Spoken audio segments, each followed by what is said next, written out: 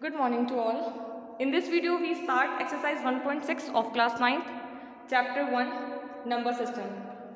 1.6 में हमारा टॉपिक है आज का laws of exponent for real numbers. ठीक है, लास्ट वीडियो में 1.5 में हमने ऑपरेशंस देखे थे रियल नंबर्स पे जो भी एप्लीकेबल होते हैं. फाइन.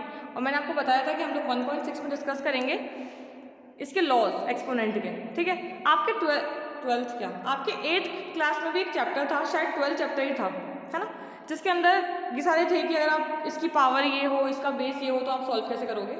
तो वो नॉर्मल जो होल नंबर नेचुरल नंबर होते हैं वो तो हमने देख रखे हैं. अब अगर हमारे पास रियल नंबर आ जाएं और उसके हमको लॉज एक्सपोनेंट देखने हैं तो हम लोग कैसे देखेंगे, है ना. देखो, सबसे पहले स्टार्ट करते हैं एक बेसिक एग्जाम्पल से. मैंने यहाँ पे लिखा 2 to the power 5. तो ये तो इसका बेस हो गया और ये इसकी क्या हो गई, पावर. ठीक है, इसको ऐसे ही पढ़ते हैं. तो अगर आपको हम समझाने के लिए फॉर्मूलाज यूज़ करेंगे, like we use a to the power m, तो आपको पता होना चाहिए कि ये बेस है और ये पावर है. फाइन, ये तो आपको पता है.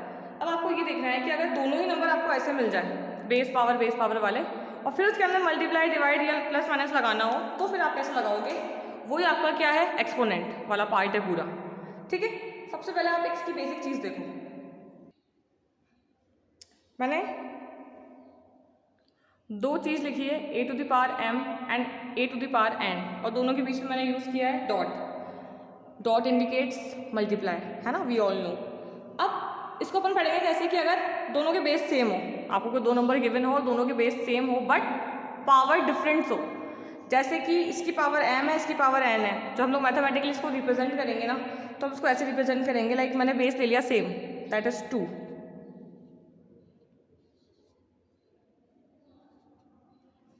तो जो मेरा 2 है वो रिप्रेजेंट कर रहा है a को, क्योंकि हमारा बेस सेम है, और m रिप्रेजेंट कर रहा है 3 को, और n रिप्रेजेंट कर रहा है 5 को, है ना. तो आपको इतनी सी बात ध्यान रखनी है कि अगर किसी दो नंबर के एक्सपोनेंट के बेस सेम होते हैं और उनकी पावर मल्टीप्लाई में होती है ना, तो आंसर में हम लोग क्या करते हैं, बेस को एक ही करके पावर्स को ऐड कर देते हैं. क्योंकि बेस तो बेस तो सेम है, कॉमन है, तो बेस तो वो का वही आ जाएगा. पावर क्या हो गई, 2 की 2. अब इसकी पावर ऐड होगी, कितनी हो जाएगी, फाइनल आंसर हमें क्या मिलेगा, 2 to the power 8. तो आपको सिंपल सा लॉजिक याद रखना है कि जब भी बेस सेम होगी और पावर मल्टीप्लाई में है, तो आपको आंसर में पावर को क्या करना है, ऐड करना है.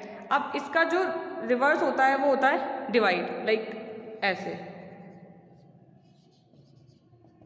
बेस सेम है लेकिन नंबर जो है वो डिवाइड में है, तो पावर होती है आपकी माइनस उस केस में. यानी कि मल्टीप्लाई के अंदर प्लस होती है और डिवाइड के अंदर माइनस होती है. तो कैसे हो गया ये, बेस सेम है,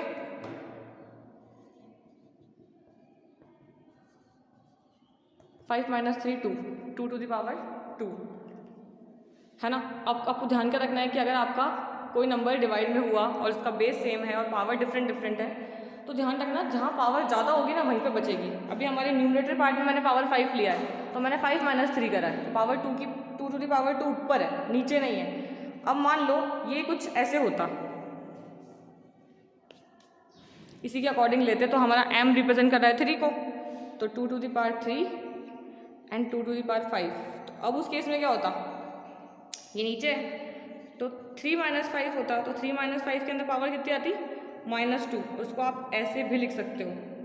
ठीक है, नीचे उतार के पावर को, क्योंकि माइनस वाली पावर सॉल्व नहीं हो सकती है, तो आपको उसको पहले प्लस में कन्वर्ट करने के लिए उसको कहाँ चेंज करना पड़ेगा, उसको न्यूमरेटर से डिनोमिनेटर वाले पार्ट में. ठीक है, तब जाके इसका साइन चेंज होगा, तब जाके ये आगे सॉल्व होगा.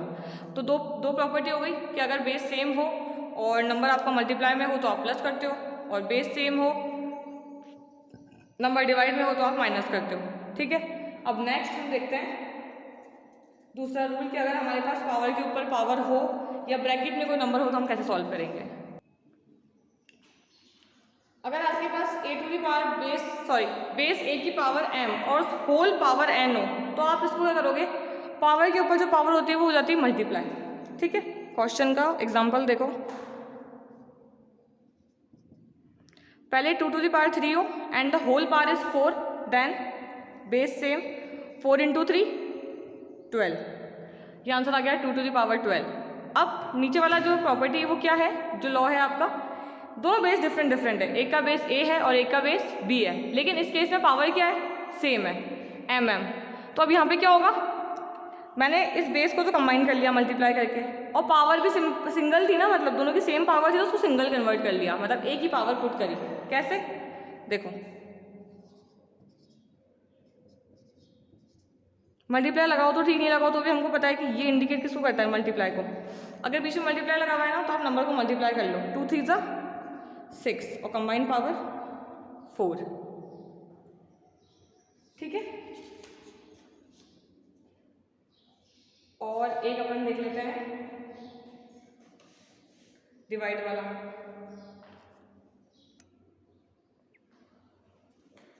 नेक्स्ट हमारे पास ये है एक्सपोनेंट वाले नंबर। मान लो कोई रूट वाला नंबर हमें ऐसे गिवन है, जैसे मैंने लिखा है ना, जैसे कि अगर आपके पास रूट की वैल्यू का मतलब होता है स्क्वायर, मतलब ये स्क्वायर रूट होता है और क्यूब रूट होता है, ये नंबर क्यूब रूट में हो तो क्यूब रूट का रिवर्स क्या होगा, उसका क्यूब नंबर का। तो जैसे देखो, अगर आपके पास सिंपल सा लिखा हुआ हो ना कि 4 रूट 4, आपको पता है रूट 4 का आंसर क्या होता है 2, क्योंकि रूट की पावर कितनी होती है, हाफ। ये वाली बात ध्यान रखना, आपकी रूट की पावर कितनी होती है, हाफ। तो ऐसे क्यूब रूट की पावर कितनी हो जाएगी 1/3, 4 रूट की पावर 1/4। तो ये रूल है हमारा कि जितनी वैल्यू यहाँ होती है ना n की, उतनी पावर कहाँ जुड़ती है, उसके आंसर में 1/4 के अंदर, ठीक है। और एक तरीका है आपको क्वेश्चन सॉल्व करने का, जैसे कि 4 टू दी पावर 3/2, तो 3/2 को अगर हम ब्रेक करें, लाइक जैसे हमने कल किया था 1/7 कुछ करके, तो ये हो जाएगा ऐसे 3 × 1/2, 3 1 ज़ा 3/2। तो मैंने यहाँ पे क्या करा, 4 1/2 × 3 कर लिया। अब आपको ये पता है कि 4 की पावर हाफ जो होती है, ये रहा 4 की पावर हाफ का आंसर होता है 2, तो 4 की पावर हाफ का आंसर 2 आ गया। और इसका एक्सपोनेंट कितना चल रहा है बाहर 3, तो 2 का क्यूब कितना होता है हमारे पास 8, उस केस में हमारा आंसर हो गया 8। और आप चाहो तो उसको ऐसे भी ब्रेक कर सकते हो,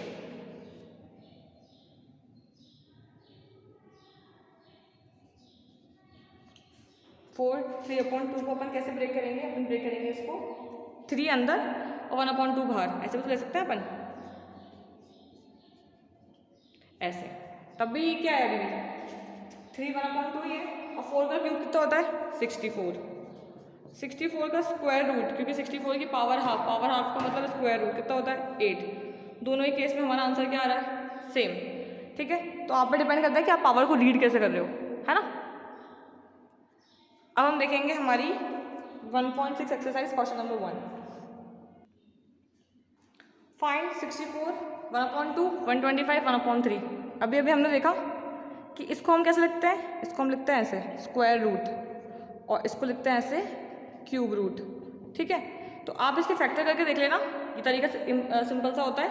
वैसे अपन को पता है कि इसका स्क्वायर रूट कितना होता है 8, और क्यूब रूट ये किसका होता है 5 का।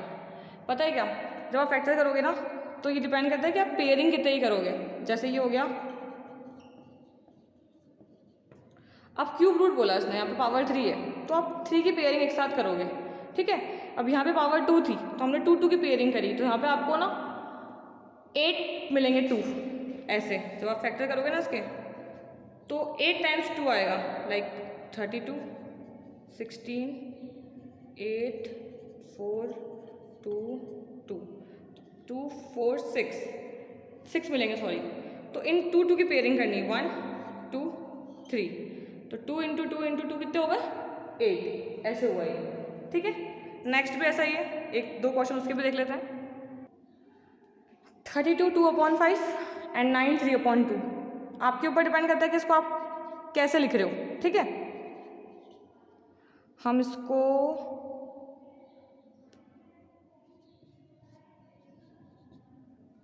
ऐसे भी लिख सकते हैं, है ना। और देखो 32 का स्क्वायर करेंगे ना हम तो बहुत बड़ा हो जाएगा, तो अब हम इसको इंटरचेंज कर देते हैं। 1/5 को लेते हैं अंदर और 2 को लेते हैं बाहर, तब भी कितना है, इसकी वैल्यू 2/5 ही है। अब 1/5 का मतलब क्या होता है, ये ऐसा है, ये कि जो पेयरिंग होगी 5 टाइम्स होगी। अभी हमने 64 की पेयरिंग की थी, तो आप देखोगे कि जब आप 2 की पेयरिंग करोगे ना 5 टाइम, तो आपको कितना मिलेगा 32। तो इसका आंसर कितना हो गया 2, क्योंकि 2 की पावर 5 जो होता है वो कितना होता है 32। तो ये हो गया 2 और बाहर कितना चल रहा है स्क्वायर दैट इज 4। सेम यहाँ पे 9 मैंने हाफ लिया अंदर और 3 लिया बाहर, 3 1 ज़ा 3/2। 9 की पावर हाफ कितना होता है 3, क्योंकि रूट कितना होता है स्क्वायर रूट 3 एंड 3 की पावर 3 दैट इज 27। ये हमारा आंसर है। तो बस आपको खाली इतना ध्यान रखना है कि आप इसको कैसे लिख रहे हो, मतलब कौन सी पावर अंदर लिख रहे हो कौन सी पावर बाहर लिख रहे हो, बस। बाकी इसकी कैलकुलेशन बहुत इजी है। अब इसका लास्ट क्वेश्चन देखो, सिंप्लीफाई। बेस सेम है, पावर मल्टीप्लाई में है तो पावर क्या हो जाएगी ऐड, डायरेक्ट करो। अब पावर कैसी है फ्रैक्शन की फॉर्म में, तो क्या जाएगा यहाँ पे मल्टीप्लाई, 3 और 5 का मल्टीप्लाई 15, 3 5 ज़ा 5 2 ज़ा 5 3 ज़ा 3, ये हो गया 13/15। ठीक है, एल से मैंने आता है ना आप सबको, ऐसे कराया अपन ने। ये 15 ये कितनी बार जाता है इसके अंदर 5 टाइम्स, तो ये 3 5 से मल्टीप्लाई होगा। ये 3 टाइम्स तो ये 3 से मल्टीप्लाई होगा। 5 2 ज़ा 10, 3 1 ज़ा 3 दैट इज 13/15। ठीक है, नेक्स्ट क्वेश्चन लास्ट वाला देखेंगे अपन इसका, 7 1/2 और 8 1/2। 7 1/2 और 8 1/2 है ना, पावर सेम है और बेस अलग अलग है, तो अपन क्या करेंगे बेस को कंबाइन कर लेते हैं ऐसे और पावर को एक साथ, क्योंकि अगर ये इससे डिविजिबल होता तो अपन डिवाइड भी कर देते हैं, लेकिन अभी ये क्या है इवन ऑड वाला वो है नंबर, तो ये डिवाइड नहीं होंगे, आंसर पॉइंट में आएगा, कोई मतलब नहीं है, आप इसको ऐसे भी लिख सकते हो। ठीक है, हमारा फर्स्ट चैप्टर क्लास 9 का खत्म हो चुका है। PDF आपको आपके साथ मिल जाएगी, तो आप लोगों को होमवर्क कर लीजिएगा और मैं आपको इसी पे बेस कुछ एक्स्ट्रा क्वेश्चन भेजूंगी PDF के फॉर्म में, वो भी आपको आपकी फेयर कॉपी में ही करने हैं। Fine, thank you, have a good day.